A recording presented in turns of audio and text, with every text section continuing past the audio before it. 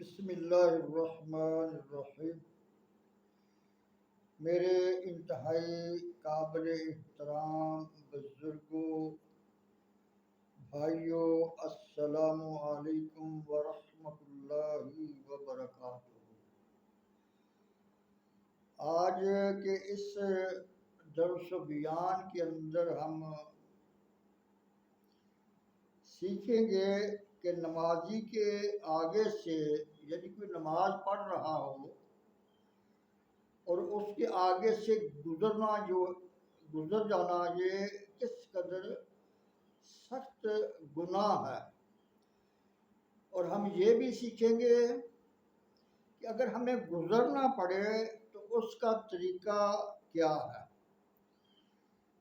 حدیث پاک کا مفہوم ہے کہ آقا دو عالم صلی اللہ تعالی علیہ وآلہ وسلم نے فرمایا، اگر کوئی جانتا کہ اپنے بھائی کے سامنے نماز میں آڑے ہو کر گزرنے میں کیا ہے تو 100 برس کھڑا رہنا اس ایک قدم چلنے سے بہتر سمجھتا۔ اسی طرح سیدنا امام مالک رضی اللہ تعالی عنہ فرماتے ہیں کہ حضرت سیدنا کعب الاحبار رضی اللہ تعالی عنہ کا ارشاد ہے، نمازی کے آگے سے گزرنے والا اگر جانتا کہ اس پر کیا گناہ ہے تو زمین میں جھنس جانے کو گزرنے سے بہتر جانتا۔ محترم اسلامی بھائیوں، بزرگوں، نمازی کے آگے سے گزرنا، حدیث پاک کا مفہوم بھی آپ نے سماعت فرمایا کہ نمازی کے آگے گزرنے سے اگر بندہ 100 سال تک بھی اگر اس کو پتہ ہو کہ اس کے نمازی کے آگے گزرنے کے اندر کتنا گناہ ہے تو وہ 100 برس تک کھڑا رہنا پسند کرے گا، لیکن وہ ایک قدم چل کر نمازی کے آگے سے ہرگز نہ گزرے گا۔ نمازی کے آگے گزرنے کے احکامات جانتے ہیں۔ میدان اور بڑی مسجد میں نمازی کے قدم سے موضع السجود تک گزرنا ناجائز ہے۔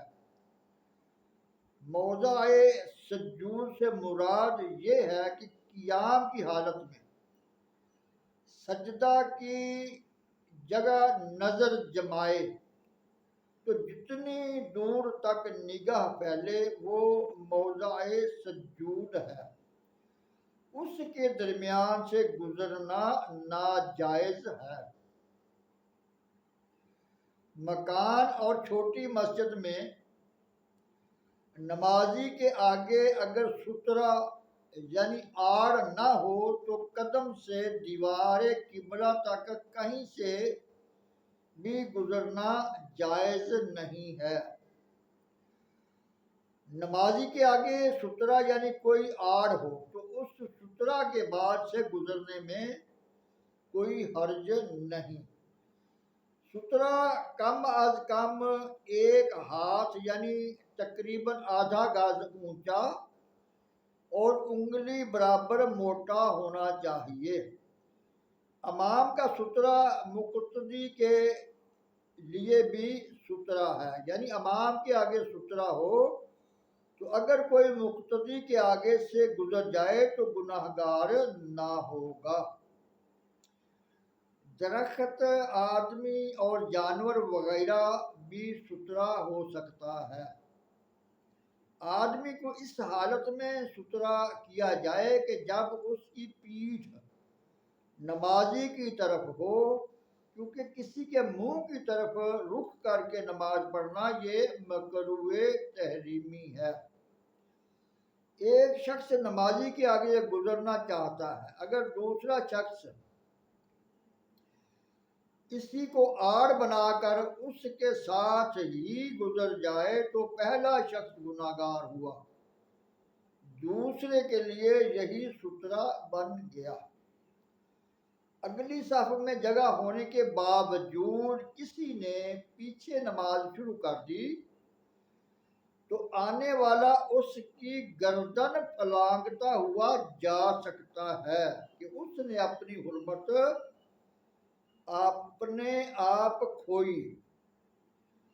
اگر کوئی اس قدر اونچی جگہ پر نماز پڑھ رہا ہے کہ گزرنے والے کے اعضاء نمازی کے سامنے نہیں ہوئے تو گزرنے والا گناہگار نہیں۔ دو شخص نمازی کے آگے سے گزرنا چاہتے ہیں، اس کا طریقہ یہ ہے کہ ان میں سے ایک نمازی کے سامنے بیٹھ کر کھڑا ہو جائے، ایک نمازی کے سامنے پیٹھ کر کے کھڑا ہو جائے۔ اب اس کو آڑ بنا کر دوسرا گزر جائے، پھر دوسرا پہلے کی پیٹھ کے پیچھے نمازی کی طرف پیٹھ کر کے کھڑا ہو جائے۔ اب پہلا گزر جائے، پھر وہ دوسرا جدھر سے آیا تھا اسی طرف ہٹ جائے۔ کوئی نمازی کے آگے سے گزرنا چاہتا ہے تو نمازی کو اجازت ہے کہ وہ اسے گزرنے سے روکے، خواہ سبحان اللہ کہے یا جہر یعنی بلند آواز سے قرات کرے، یا ہاتھ یا سر یا آنکھ کے اشارے سے منع کرے، اس سے زیادہ کی اجازت نہیں۔ مثلاً کپڑا پکڑ کر جھٹکنا یا مارنا، بلکہ اگر عمل کثیر ہو گیا تو نماز ہی جاتی رہے گی۔ تسبیح و اشارہ دونوں کو بلا ضرورت جمع کرنا یہ مکروہ ہے۔ عورت کے سامنے سے گزرے تو عورت تصفیق سے منع کرے، یعنی سیدھے ہاتھ کی انگلیاں الٹے ہاتھ کی پشت پر مارے۔ اگر مرد نے تصفیق کی